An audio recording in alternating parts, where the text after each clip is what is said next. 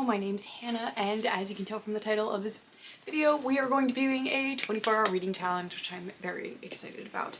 Now, I'll just explain the way I'm doing this one because it seems like most times I just end up doing one variation after another for my different challenges, and this time I decided I'm going to try to do like this over the course of 3 different days. So I'm going to set an 8-hour timer each day and see how much reading I can get done.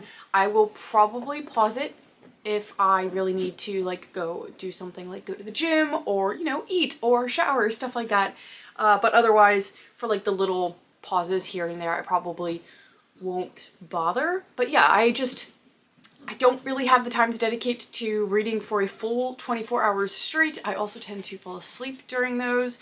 So I think this would be a good way to see how much I could actually read in a legitimate 24 hours without really like overloading my brain and still being able to do stuff during the day, which is important to me. So it is like 6:30 in the morning at this point. It's very early. It's very early. I woke up and then was like, you know what, instead of going back to bed, we're just gonna start this challenge early today. So we are going to be picking from my fall TBR. I have so many books on there that I'm super excited to get to. I have a couple more that I just keep adding to it. Like, it's a problem, but there are so many books around this time of the year that just like really call to me that I don't tend to gravitate towards the rest of the year. So I really want to get to them right now. So I think I'm going to be picking from my TBR jar. I have like popsicle sticks in here that have the books on them. Now, none of the books that I added to my fall TBR this year are in here because I ran out of popsicle sticks and I just haven't gotten any more. So these are going to be ones that have been on my TBR longer, which is a good thing. So we'll pick from this at least today. We'll see if I continue doing that throughout the course of the video. I might go, I really want to read some of these other books and just completely deviate from that. But today we're going to pick from this. And I don't know what color I'm feeling. Let's see. Purple. Purple's my favorite color, so we'll go with purple. The Housemaid series. Okay. Ironically, this is one that I don't own the next book's physical copy of. Darn it. I was really hoping to get through like my physical stack of books here, but I guess that's not going to be the case. I think that series is available on Kindle, if I'm not mistaken, so we will get the next book in that. I enjoyed the first one. It was a good book, and I thought it set up a really good premise for the second one, but I've heard some negative reviews about the continuation of the series, which is why I've been putting it off for so long, but I'm hoping that I enjoy this one a little bit more than most people seem to. We'll see. I don't know what the second one follows. I know like the first one, for a loose premise, is about this woman that gets hired as a housemaid in this family, and she starts to realize that there are just weird things going on in the house, and she's not really sure what the deal is, and they just keep getting weirder, like kind of like a gaslighting situation. So I, like I said, really enjoyed the first one. And Afraid of McFadden has really, really quick writing, and it's really easy to take in. Normally my problem with her is that I don't appreciate the way that the story unfolds. Like the twist at the end sometimes seems like it comes out of left field, like it's not set up well enough, and then even once you get to it you can't connect it back at all. So hopefully that won't be hopefully that won't be the case with this one. But let's see if it's even on Kindle Unlimited and go from there. Hi. Oh. Okay. Hi, I know. What are we doing? What are we doing? You're being silly. I guess it's too early for... Oh, Horton! I guess it's too early for Horton. He's just done with me. Okay, so the second one is available on Kindle. It's called The Housemaid's Secret. So I think it's about the same housemaid who is trying to find another job again. So she's hired by the Garricks, who give her job cleaning the stunning penthouse with views across the city and preparing fancy meals in their shiny kitchen. It's almost perfect, but I still haven't seen Mrs. Garrick or seen it inside the guest bedroom. I'm sure I hear her crying. I notice spots of blood around the neck of her white nightgowns when I'm doing laundry, and one day I can't help but knock on the door. When it gently swings open, what I see inside changes everything. That's when I make a promise. After all, I've done this before. I can protect Mrs. Garrick while keeping my own secrets locked up safe. Okay. See, it sounds like the premise is kind of what I thought it was going to end up turning into, but I guess we'll see how the execution is. It's only 316 pages, which is nice because I've been reading some really long books recently and I've been craving a shorter one. So this will be good to start the challenge out with as well. I don't want to just load it up with a 600 or 700 page book right off the bat. That would be very, like, disheartening, I think, because I would feel like I was getting nowhere. So we'll wind this back to 8 hours and hit start. And we'll see how far I can get. So it is significantly later in the day, and hi Hoyton, and that's not because I'm like 5 hours into this challenge. I am only, let's see here, 2.5 hours into this challenge. I may or may not have taken a nap, but I paused my timer. I don't know why I thought I could start this at 6:30 in the morning and not need a nap. I was like, oh, I'll switch my sleep schedule around and not be a night shift person. Yeah, that didn't happen. But what did happen is I finished The Housemaid's Secret, which is the second book. I didn't really talk about it with you guys at all because I just like, I felt like if I talked about it, it was going to give away stuff from the first book, and I didn't really want to do that, obviously. So I just decided not to, and we were just gonna work my way through it really quick. And it was really quick, like 2.5 hours to read a 300-page book. Like I said, Freida McFadden, her writing is just super easy to take in. I was very pleasantly surprised by this book, by the way. It was very, like, twisty, and each twist I did not see coming. And maybe that was just 6:30 a.m. brain going, you're not putting anything together, but like, I was very surprised. This was a 4-star read. I really enjoyed this one. I'm not sure why maybe people don't like the third one. I know people don't like the novella, but yeah, I really enjoyed this one. So this was a good way to start this challenge out. So this is actually gonna go back in the jar because obviously there's a third one and a novella. So at some point we'll get to those, but not this time, not this time. I think, let's see here, we'll pick a green one this time. Alrighty. Bright Young Women. I am very excited for this. Apparently we're just going to continue with my thriller trend. This is one I got last year, I think. Maybe the year before, I can't remember. I think last year. And it is set in 1978, following a serial killer who's been terrorizing women across the Pacific Northwest. It says, when the soon-to-be infamous murderer descends on the top sorority at Florida State University's campus in Tallahassee, the lives of those who survive, including sorority president and key witness Pamela Shoemaker, are forever changed. Across the country, Tina Cannon is convinced her friend that's missing was targeted by the man papers refer to as the All-American Sex Killer, and that he struck ahead. Determined to find justice, the two join forces as their search for answers lead to a final, shocking confrontation. I believe that this is inspired by Bundy or Dahmer. I can't remember. I think Bundy. And I've heard that it has a lot of critique on the way that America kind of tends to glorify serial killers and then at the same time put down the women that are victims of serial killers, because it does tend I think more predominantly to be women that are victims of serial killers. And I think it'll be really interesting to read this. Obviously, like, I'm a true crime person. I love learning about that stuff. It's a morbid fascination. So I think maybe it might be a little bit, what's the word that I want to use? Convicting to read this, because I suppose one could argue that I'm part of the problem of glorifying serial killers, not because I like what they do, obviously, but because the mentality behind them is fascinating in a perverse way. And yeah, so like they're interesting to me in that regard, and I think that's why they're interesting to a lot of people, because it goes so against societal norms to be a person like this. And when you read it, it's like, this can't possibly actually be real. Like when you watch like true crime documentaries or Criminal Minds, you're like, there's just no way that people actually think this way. But they do, and it's real, but your brain still just doesn't want to comprehend, like, this could technically happen to me someday. And that's the reality of it. That's absolutely terrifying, but like, you're like, no, there's just no way. So yeah, anyway, not to go on a tangent for that. This one's a little bit longer. Let's see here. How long is this one? 373. So not terrible, not terrible. We'll see. I should definitely be able to get this one finished today as well, and I shouldn't end up taking any more nap breaks. I feel like I'm now fully awake, so we'll see how long this one takes. A different tangent, but I hate covers that are like this. Like, I feel like I'm gonna end up ripping one of these pages off, which is actually the reason that, like, I've been hesitating on buying the new, like, not new, but like the Mortal Instruments box set with pretty spines that all match. Like, I want the paperbacks because trying to collect that universe in hardback is just gonna take up so much room on my shelves and be way more expensive. But they all look like this, and I hate it. I just don't understand. Anyway, another tangent.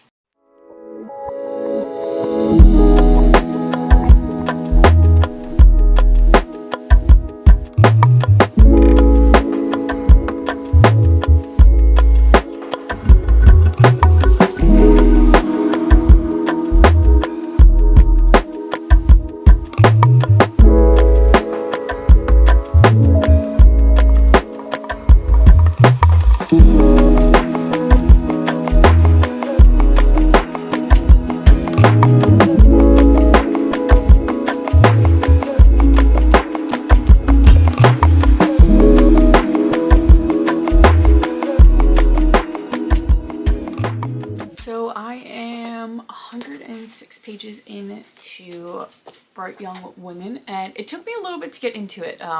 Like when I was reading the beginning, I actually had to flip back and forth a couple times for like the first chapter to kind of understand the writing style that this narrator uses, because she pretty much seamlessly weaves in a different story into what the character is currently saying.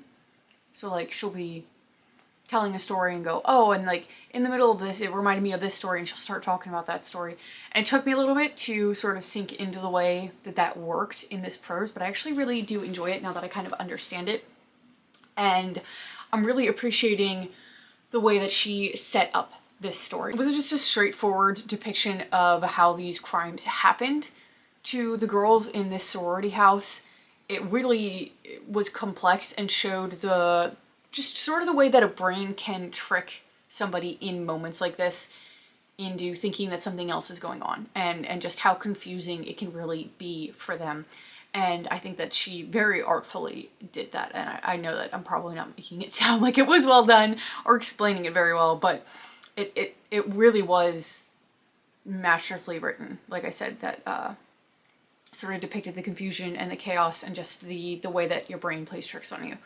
And I really appreciated that. So like the beginning of this sort of sets up the storyline of these sorority girls that were killed in this house, and how they're now trying to start this investigation, and the way that sort of the time period and the fact that these girls are women is working against them, because it's set in a time that women don't have as much respect. Like, yes, they're in college and yes, they have careers now, but there's still very much that attitude of, oh, they're just girls. Like, they're just being dramatic, and their memories can't be trusted, and their accounts can't be trusted as well. Stuff like that.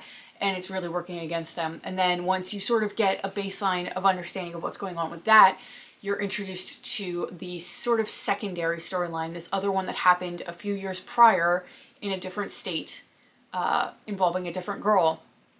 And her friend is the one that comes to the other main female character. So it's Pamela, who lived in that sorority house, and then Tina comes to her and is like, hey, I think this is the same person that killed or abducted my friend.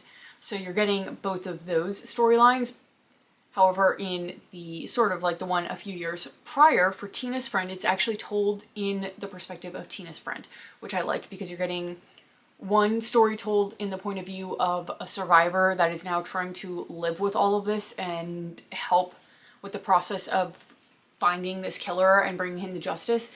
And then the other one is like an actual victim. And of course, we haven't really gotten to that part yet, but it's there. And then while you're looking at it, there's just so many other complex things going on, like complex family dynamics that are largely in part due to the time period that this is set in, and the way that, again, society expects girls and women to have certain roles that they take on, and then these are young women that are like, I don't want to do that. And of course that's going to rankle family members that are older and have different ideals and everything. And then there's like lessons on grief and dealing with that and other complex family dynamics. There's just a lot going on in this story to unpack, and I'm actually really appreciating it and the different layers that it's adding to this tragedy. But yeah, like I said, there's a lot going on in this, lots of different layers to it that I'm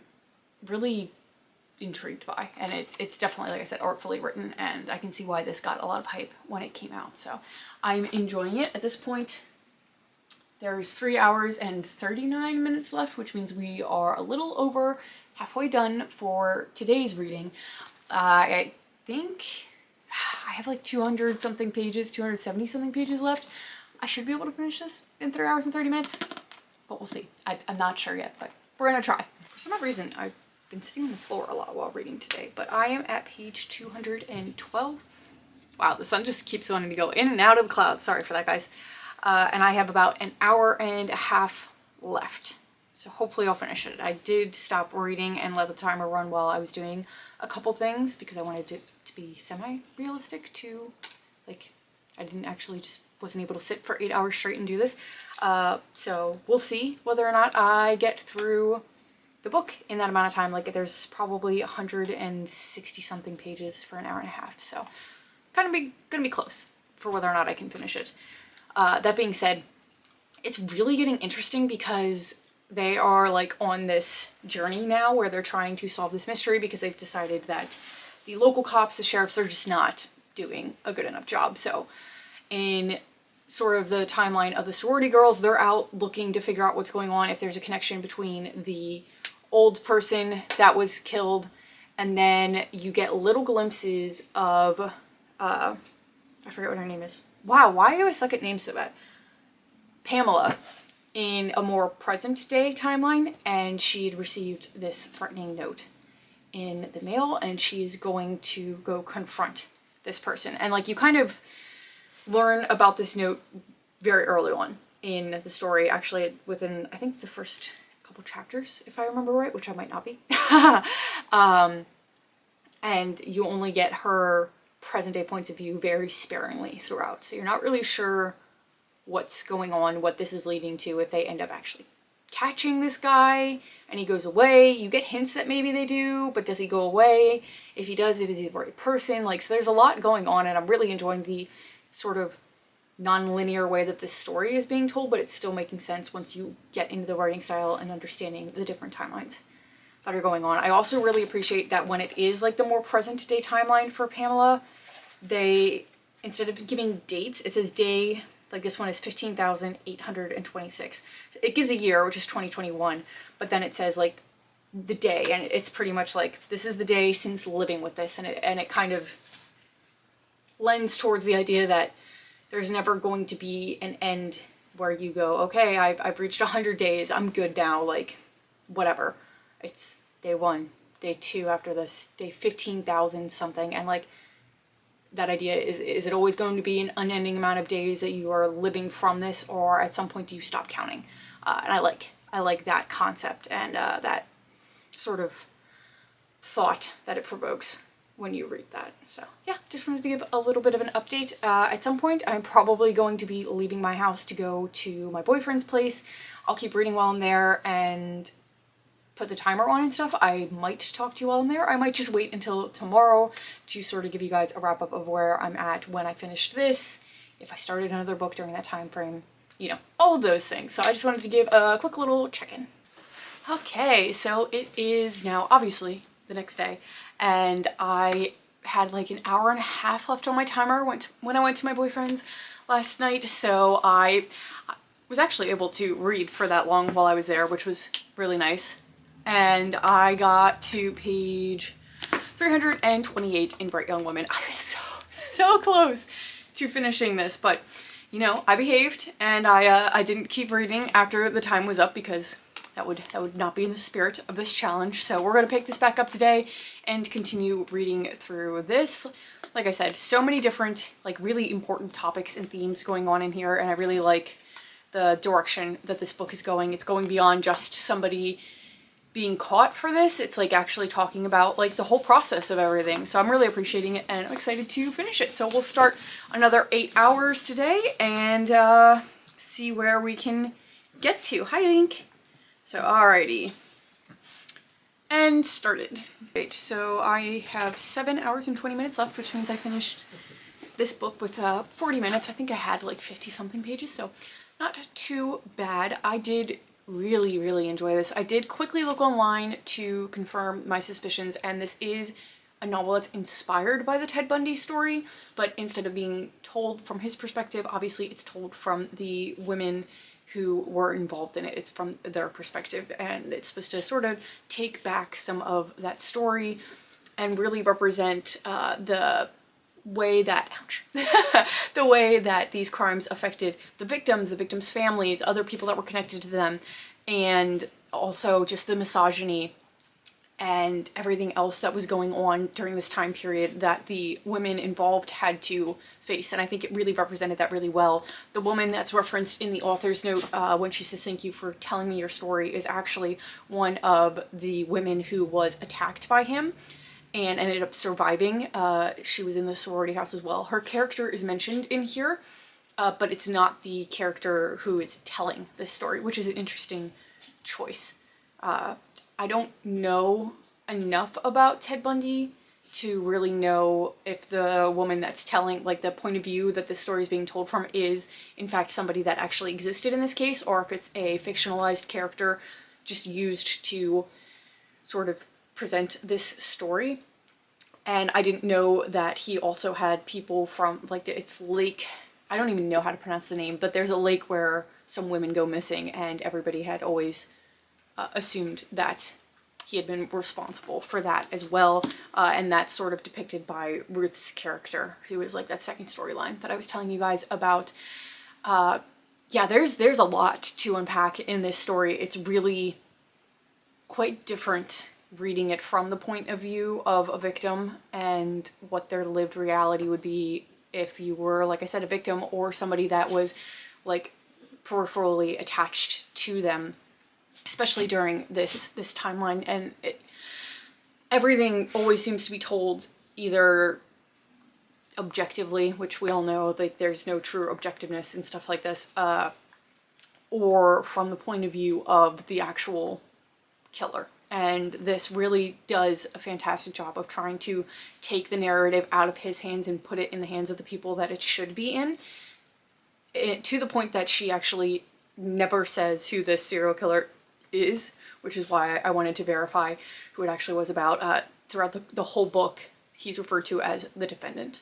He's never named, he's never given that opportunity to be a lived person that gains notoriety because of all of his terrible crimes. He's reduced to a common phrase that's given to everybody that's committed a crime. And I think that's a really good artistic choice for the narrator and the writer. So I really love this. I think I'm gonna have to check out some of her other books, because I think there's a couple more out there that she's done. I don't know if they're in a similar style to this or what they focus on, but yeah, really heavy stuff in here. And I think she did the victims and their family and everything justice in this book. I wish that more stories were told from this perspective when it involves stuff like this, because nobody's really willing to acknowledge, like I said, all the ways that it affects everybody and the way that cultural, I don't want to phrase it, cultural norms and beliefs and everything play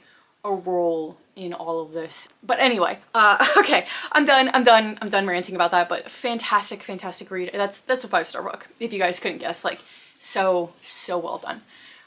So that means it is time to pick my next book. Let's see, we've done a purple and we've done a green, so I guess we'll do a yellow. We'll do yellow. Her Soul to Take. Okay, we're changing up genres, finally. Not that I'm upset by reading all of the sort of crime ones. I love reading those this time of year. So Her Soul to Take is a dark romance following a college student who accidentally released a demon who is now her only chance at survival. It says, "My reputation among magicians is unblemished. Killer they call me. Killing is what I'm best at. One wrong move and you're dead, except her. The one I was supposed to take, the one I should have killed. The cult that once controlled me wants her, but I am not about to lose my new toy to them." And then Ray is the female. It says, "I've always believed in the supernatural. Hunting for ghosts is my passion, but summoning a demon was never part of the plan. Monsters are roaming the woods and something ancient, something evil is waking up and calling my name. I don't know who I can trust or how deep this darkness goes. All I know is my one-shot survival is a demon stalking me, and he doesn't just want my body, he wants my soul. So yeah, definitely a drastic shift in storyline. So yeah, I don't know. I feel like there could definitely be something to be said about the commentary that I just had on that book to shifting to a book where a woman is running from a demon that she may or may not come to love. Yeah, anyway, the complexities of reading and what we enjoy. So we'll see how long that one takes. This is a longer one. This is like 470 something pages. So this one might take me a decent chunk of time. I will check back in with you guys around the 100-page mark, I think.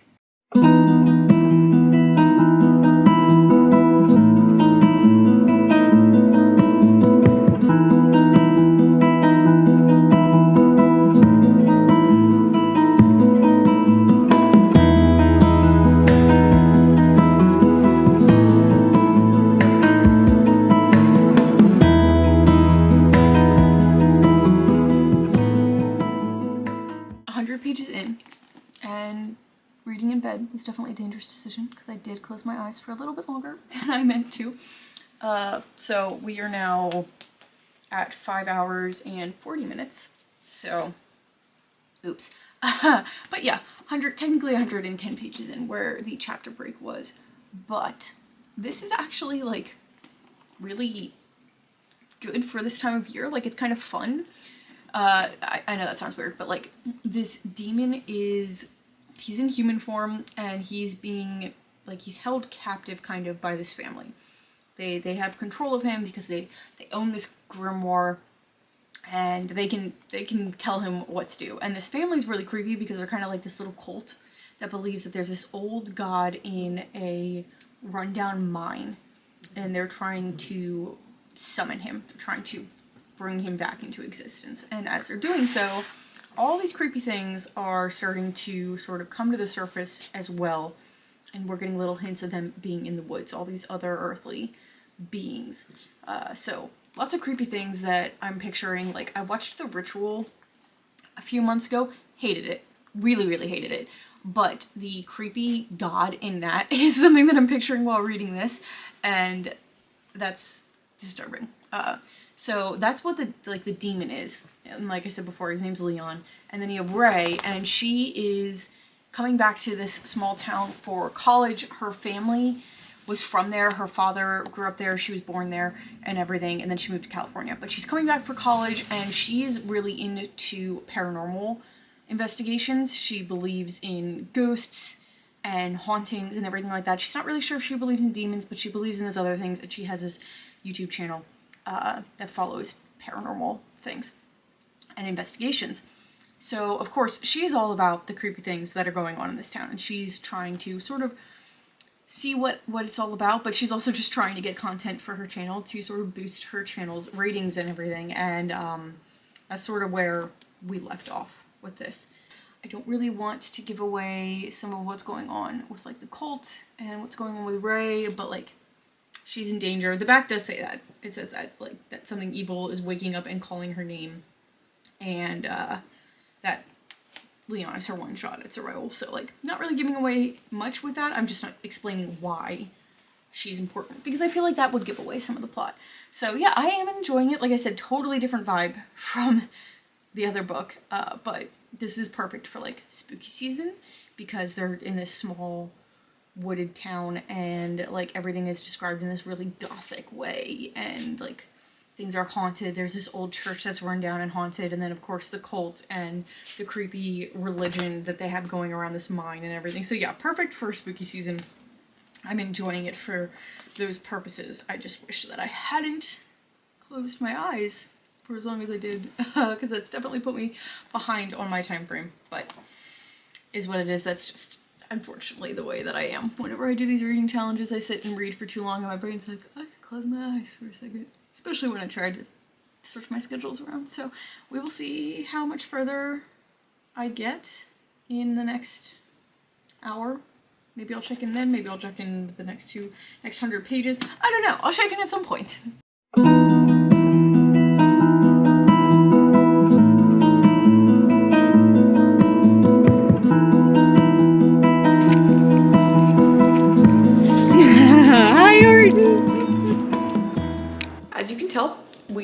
headed downstairs, primarily because I was hungry and because the dogs also really wanted out.